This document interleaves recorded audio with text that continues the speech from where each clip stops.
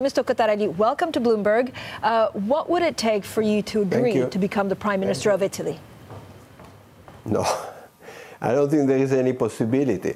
I always said that it is an honor for an Italian to serve in an Italian government, but provided there are things that I could agree on, I think the direction is moving in a different way than the one that I could possibly be involved in.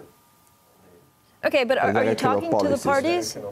Yeah, and we'll talk a little bit about direction of policies. A lot of you're not talking to the parties. Okay, Mr. Cottarelli, so let's talk about the policies. Nobody has contacted me. At the moment, not yet, but they may be watching Bloomberg. When you look at the debt relief and when you look at what exactly we know and what is press speculation or what is leaks, what do you think the two parties are looking at that would be, I guess, accepted by President Mattarella?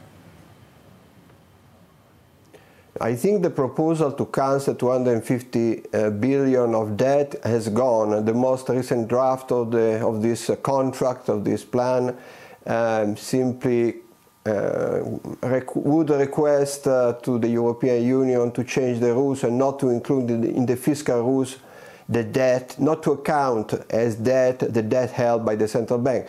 Even this is unlikely to happen. I don't think it has any chance of happening, but it is not as strong as the proposal that was put forward initially. There are other things in this contract, however, which are still quite controversial in terms of possible discussions with the European Union, very controversial.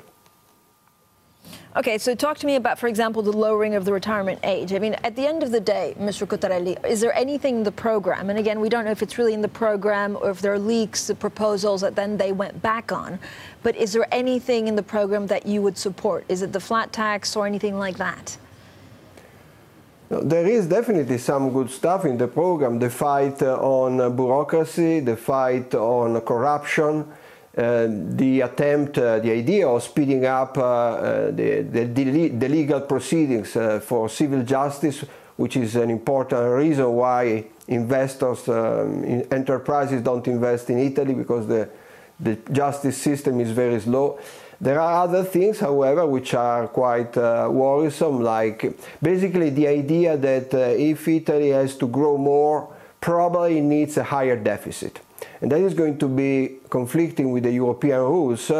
Our deficit is supposed to decline, not just to stay at the current level. And it seems that the proposals in the contract, and it is also being said quite explicitly, these parties believe that the deficit should increase. And that is seen as a way of reducing public debt, which I think is an oxymoron, but I think that's what they would like to do. Yeah, I understand, Mr. Cottarelli, but this is also why they were voted on. They're the two biggest parties in the last elections, and they weren't voted to keep the deficit as it is. So how much can they deliver on the promise? Is it 10% without, upsetting too much the Italian economy? I don't know. There are no specific numbers of this in these plans. Some actions that are considered like the flat tax or the so-called reddito di cittadinanza, this minimum income given to everybody in Italy who does not reach a certain income, involve quite a lot of money. The plan also talks about possible source of financing, like once again a spending review, but without specifics, except in some relatively small points. There is one aspect. They talk about reducing the level of pensions, existing pensions, above a certain level. At the same time, they want to go back, not erase, but replace the last pension reform, the so-called Fornero reform. So it's in a way it's a bit, I wouldn't say contradictory, but there will be altogether an increase in spending also in the area of pensions. How worried are you that actually some of the leaks will go through? And, going back to the numbers, I don't know if you said you don't have specific numbers, but what could the markets take? So you saw the spread between German bunds and BTPs increase. How much more of this kind of uncertainty and leaks can it take? Honestly, I don't believe the markets will react anytime soon. We saw an increase in the spread yesterday.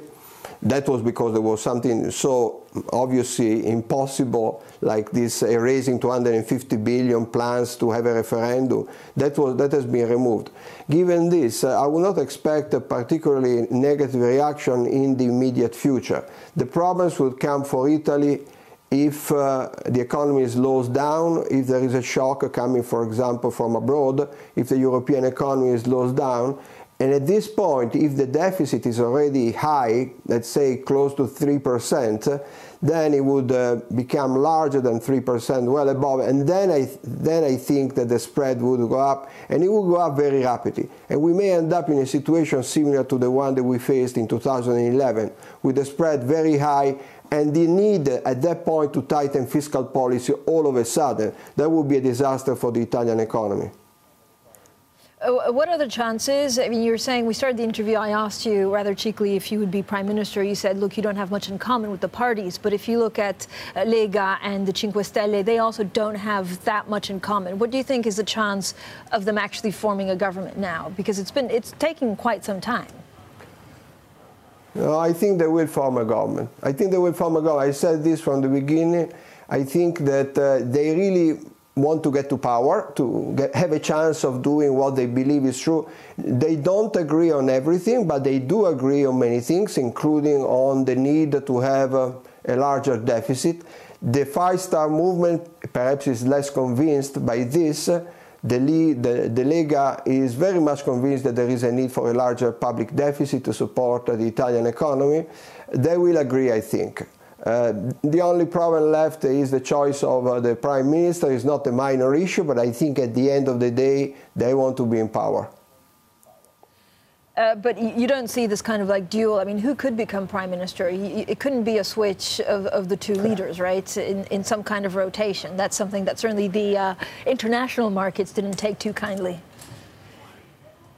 There have been talks about this kind of rotation. Honestly, I don't know. I don't have a guess, but I'm confident they will find. I believe they will find a compromise. Maybe Di Maio would be the choice, the head of the five-star, the political leader of the five-star movement. I think they will find a solution in the next few days. In terms of actions, they have a draft, a relatively specific draft of an agreement, so they will go ahead, in my view. Just one very last question on the citizens' income, the 780 euros a month that you know they offered, that the Cinque Stelle offered in the campaign promise. Can Italy actually afford that in any sense, shape or form? But the cost of this is about 17 billion a year, so it's almost 1% of GDP. In principle, one can find financing, and the five-star movement has actually made some proposal. The problem is that that sources of financing cannot be used for other things, which are also priority and are part of this contract. And of course, they cannot be used to reduce the deficit, which I think will be the sensible thing to do at the moment. Gradually, but do it.